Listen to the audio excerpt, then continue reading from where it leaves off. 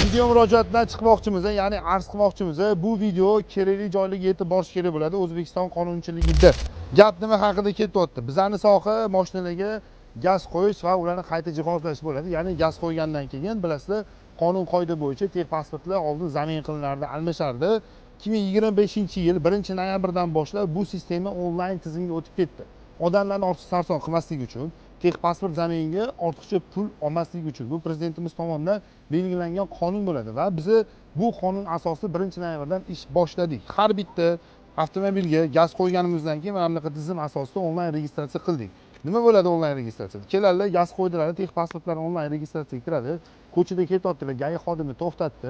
Qarasa mashinada gaz bor. Texpasport avtomat tarzda o'ralgan bo'lsa, o'sha gazlashtirilgan bo'lib, qayta jihozlanib chiqadi. Lekin hozir shunaqa holat bo'lyaptiki, biz Gentra mashinasiga to'g'ri ustunlikka qilganmiz. Ya'ni gaz qo'yib bo'lganmiz Gentraga dekabr oyida va hammasini qonuniy qilib, onlayn registratsiya qilib, planshetlagan to'laqonli qilib mana kirgizib qo'yganmiz. Akam yangi BYD mashinasini sotib olgandi. Mana shu Yuan appni. Gentrada chiroyli nomer turibdi. Gentradagi nomerni yechib turib, bu mashinaga o'tkazmoqchilar. Ikkala mashina ham bitta odamning nomida. Prosta nomer bunga o'tyapti, unga oddiy nomer taqib yurilyapti. Bu asfaltga kiryaptilar. Ya'ni texnik ko'rik ochilgan, bilasizlar hozir GAIning ichida ham kiryaptilar. Ulardan mana bunaqa hujjatni so'rashyapti. Bu hujjat mashinaga oldin yangi gaz qo'yilgan payti beriladi. Ya'ni gaz qo'ydirdinglar, bu 1-noyabrdan oldingi qonun.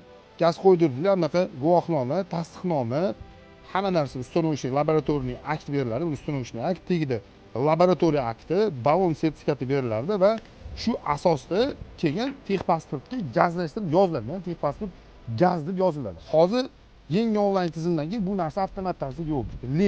Lekin hozir nomerni prosta перекид qilaman deyotganlar aynan shu narsani so'rashyapti. Bu noto'g'ri narsa. Buni umuman so'rash kerak emas.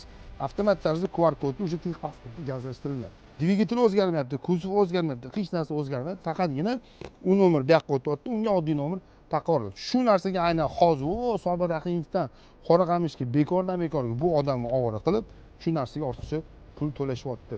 Shu narsaga e'tiborli bo'ling, iltimos. Asfaltda ishlaydiganlar, sizlar agar bu narsani tushunmasangiz, odamlar bekorga ovora qilmaydi. Mana hamma narsa onlayn tizim orqali kirgan. Siz shunchaki texpasportni olib, nomerni ko'chirsangiz bu ish bitta. Avtomat tarzda o'sha ko'chib yurganlarda texpasport bo'lsa, alohida belgilanadigan joyi bor texpasportda. O'tda o'sha onlayn tizim orqali mashina gazlashtirilgan bu chiqadi. Shuning uchun bu videoni o'sha kerakli joylarga chiqib qo'yamiz.